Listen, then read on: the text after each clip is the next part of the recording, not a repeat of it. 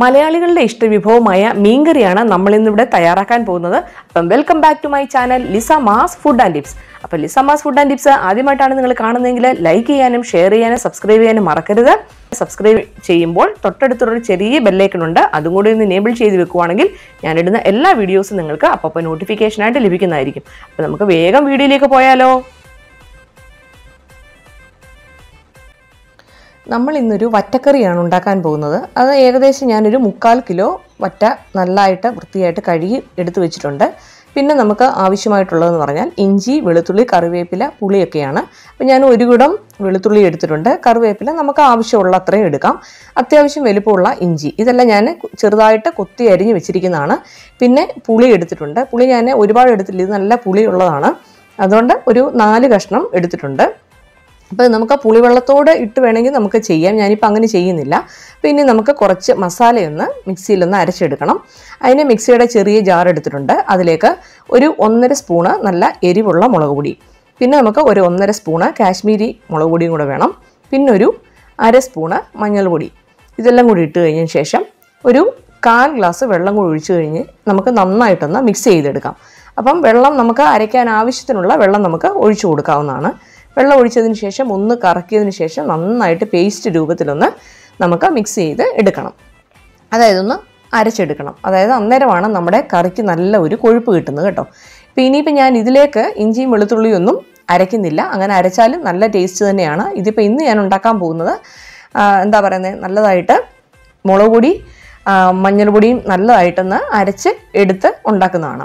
ഇനിയിപ്പോൾ ഞാൻ ചട്ടിയിലാണ് ഉണ്ടാക്കുന്നത് കേട്ടോ. ചട്ടിയിൽ മീൻകറി വെച്ചാൽ നല്ലൊരു ടേസ്റ്റാണ്. അപ്പോൾ ചട്ടി നന്നായിട്ട് ചൂടാക്കാനായിട്ട് വെച്ചിട്ടുണ്ട്. ചൂടായതിനു ശേഷം നമുക്ക് ആവശ്യത്തിനുള്ള വെളിച്ചെണ്ണ ഒഴിച്ചു കൊടുക്കാം. ഏകദേശം ഞാനൊരു 2 സ്പൂണ് വെളിച്ചെണ്ണ ഒഴിച്ചു കൊടുക്കുന്നുള്ളൂ. ഇത് നന്നായിട്ടൊന്ന് ചൂടായതിനു ശേഷം നമുക്ക് കടുകിട്ട് കൊടുക്കാം. ഇത് വെളിച്ചെണ്ണയൊന്ന് ചുറ്റിച്ചു കൊടുക്കാമേ. ചട്ടിയിലൊന്ന് ചുറ്റിച്ചു കൊടുക്കുവാണെങ്കിൽ ഈ മീനൊന്നും പറ്റി പിടിക്കാതിരിക്കും. അപ്പോൾ അതിനുവേണ്ടി നമുക്ക് ചുറ്റിച്ചു കൊടുക്കുവാണെങ്കിൽ നല്ലതാണ്. അപ്പോൾ എണ്ണമയം ആ ചട്ടിയിലിങ്ങനെ പറ്റിയിരിക്കും. ഇനി നമുക്ക് കടുകിട്ട് കൊടുക്കാം. കടുകിട്ട് നന്നായിട്ട് എണ്ണ ചൂടായതിനു ശേഷമേ കടുകിട്ട് കൊടുക്കാവൂ. കടുകിട്ട് കൊടുത്തതിന് ശേഷം അത് പൊട്ടിയതിന് ശേഷം നമ്മൾ അരിഞ്ഞു വെച്ചിരിക്കുന്ന ഇഞ്ചി, വെളുത്തുള്ളി, കറിവേപ്പില ഇത് നന്നായിട്ടൊന്ന് ഇളക്കി കൊടുക്കുക. നന്നായിട്ടൊന്ന് മൂത്ത് വരണം. ഇളക്കി ഇട്ട് കൊടുത്തിട്ടുണ്ട്. ഇനി നന്നായിട്ടൊന്ന് ഇളക്കി കൊടുക്കാം. അതിൻ്റെ ആ പച്ചമണം മാറുന്നത് വരെ നമ്മൾ ഇളക്കിക്കൊണ്ടിരിക്കണം. അത് അതിൻ്റെ പരുവെന്ന് പറഞ്ഞാൽ ഈ കറിവേപ്പിലയൊക്കെ കിടന്ന് നല്ല കരിയില പോലെ ഒന്ന് നല്ലതായിട്ടൊന്ന് ആ ഒരു സൗണ്ട് നമുക്ക് കേൾക്കാൻ പറ്റും. അതാണ് നമ്മുടെ പരുവം. പിന്നെ നമുക്ക് ആ ഒരു മണം കിട്ടും, ഇഞ്ചിയുടെയും വെളുത്തുള്ളിയുടെയൊക്കെ നല്ല മണം കിട്ടും. അപ്പം മീൻ കറിയൊക്കെ വെക്കുമ്പം ഇഞ്ചിയും വെളുത്തുള്ളിയൊക്കെ നല്ല ഏറെ ഇടുകയാണെങ്കിൽ ഇതിനൊരു പ്രത്യേക ടേസ്റ്റാണ്.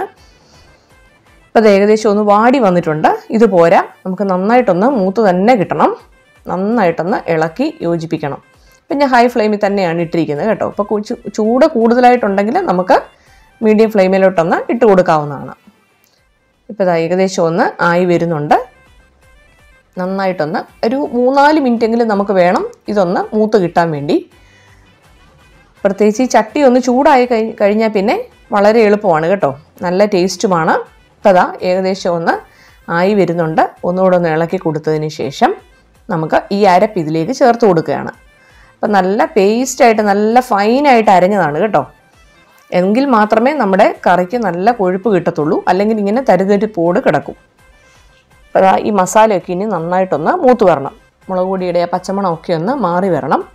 ഇത് നന്നായിട്ടൊന്ന് മൂത്ത് ആ പച്ചമണം മാറിയതിന് ശേഷം നമ്മൾ ഈ അരച്ച അരപ്പിൻ്റെ വെള്ളം കൂടെ നമുക്ക് ഒഴിച്ചു കൊടുക്കാം. അപ്പം മീനിന് എത്രയാണോ നമ്മൾ മീൻ എടുക്കുന്നത് അതിനാവശ്യത്തിനുള്ള വേകാനുള്ള വെള്ളം നമ്മൾ ഒഴിച്ചു കൊടുക്കണം. അപ്പോൾ അതെ മസാലയൊക്കെ മൂത്തെന്നറിയാൻ ആ എണ്ണയൊക്കെ ഒന്ന് തെളിഞ്ഞു വരും.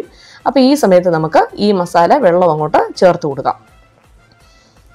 കണ്ടോ, ഞാനൊരു ഏകദേശം ഒരു 2 ഗ്ലാസോളം ഞാൻ വെള്ളം ഒഴിച്ചു കൊടുത്തിട്ടുണ്ട്. ഇതിലേക്ക് പിന്നെ നമുക്ക് ആവശ്യത്തിനുള്ള എടുത്തു വെച്ചിരിക്കുന്ന പുളിയും കൂടെ ഇട്ട് കൊടുക്കാം. പിന്നെ നമുക്ക് ഇതിനാവശ്യമുള്ള ഉപ്പും കൂടെ ചേർത്ത് കൊടുക്കാം. ഞാനിവിടെ ഒരു 1.5 സ്പൂണ് ഉപ്പ് ചേർക്കുന്നുണ്ട്. വേണമെങ്കിൽ നമുക്ക് പിന്നെ ചേർത്താൽ മതി, ഇത്രയും മതിയാവും. ഇനി നന്നായിട്ടൊന്ന് ഇളക്കി കൊടുത്തതിന് ശേഷം നമുക്കിനി ഒന്ന് അടച്ചു വെച്ച് നന്നായിട്ട് തിളയ്ക്കുന്നത് വരെ ഒന്ന് വെയിറ്റ് ചെയ്യണം. ഇപ്പോൾ ഒന്ന് മൂടി വെക്കാം. അപ്പോൾ അതാ നമ്മുടെ അതിൻ്റെ ആ ചാറെല്ലാം നല്ലതായിട്ടൊന്ന് തിളച്ച് വന്നിട്ടുണ്ട്. ഈ തിളച്ചതിന് ശേഷം മാത്രമേ നമ്മൾ മീനിട്ട് കൊടുക്കാവൂ. ഇപ്പം ഞാൻ ഇതിലേക്ക് അങ്ങ് മീൻ ഇടുകയാണ് കേട്ടോ, വേറെ ചട്ടിക്കകത്തൊന്നും എടുത്ത് വെക്കുന്നൊന്നുമില്ല. ഇതിലേക്ക് തന്നെ ഞാൻ മീനിട്ട് കൊടുക്കുകയാണ്. അപ്പോൾ അതിന് മുമ്പ് കുറച്ച് ഉലുവാപ്പൊടി ഇട്ട് കൊടുക്കുന്നുണ്ട്. അപ്പോൾ അതിന് മീനിട്ട് കൊടുത്ത് തിളച്ചതിന് ശേഷം വേണമെങ്കിൽ നമുക്ക് ഉലുവാപ്പൊടി ഇടാവുന്നതാണ്. അപ്പം ഞാൻ മീനെല്ലാം ശരിക്കും ഒന്ന് പിടിക്കാൻ വേണ്ടിയിട്ട് ഈ വെള്ളത്തിലങ്ങ് ഇടുന്നതേ ഉള്ളൂ. അപ്പോൾ ഇങ്ങനെയാണെങ്കിലും നല്ല ടേസ്റ്റ് തന്നെയാണ്. ഇനി നമുക്ക് കഴുകി വെച്ചിരിക്കുന്ന മീൻ ഓരോന്നായിട്ട് ഇതിലേക്ക് ഇട്ട് കൊടുക്കാം. ഇപ്പം അത്യാവശ്യം വലുപ്പമുള്ള പീസായിട്ടാണ് ഞാൻ എടുത്തിരിക്കുന്നത്. ഇപ്പം എല്ലാ പീസും നമ്മൾ ഇട്ട് കൊടുത്തിട്ടുണ്ട്. ഇട്ട് കൊടുത്തതിന് ശേഷം തവി കൊണ്ട് ഒന്ന് ഇളക്കി ആ ചാറൊക്കെ അതിൻ്റെ മണ്ടയിലൊന്ന് വരാൻ വേണ്ടിയിട്ട് ഒന്ന് ഇളക്കി കൊടുക്കാം. ഇനി നമുക്ക് അടച്ചു വെച്ചിട്ട് ഒരു 20 മിനിറ്റോളം നമുക്ക് വേണം ഇതൊന്ന് വെന്ത് കിട്ടാൻ വേണ്ടി. നമുക്ക് മൂടി വെക്കാം. നന്നായിട്ടൊന്ന് തിളച്ചൊക്കെ വരുന്നുണ്ട്. ഇടയ്ക്കൊന്ന് ഇളക്കി കൊടുക്കുകയൊക്കെ വേണം കേട്ടോ.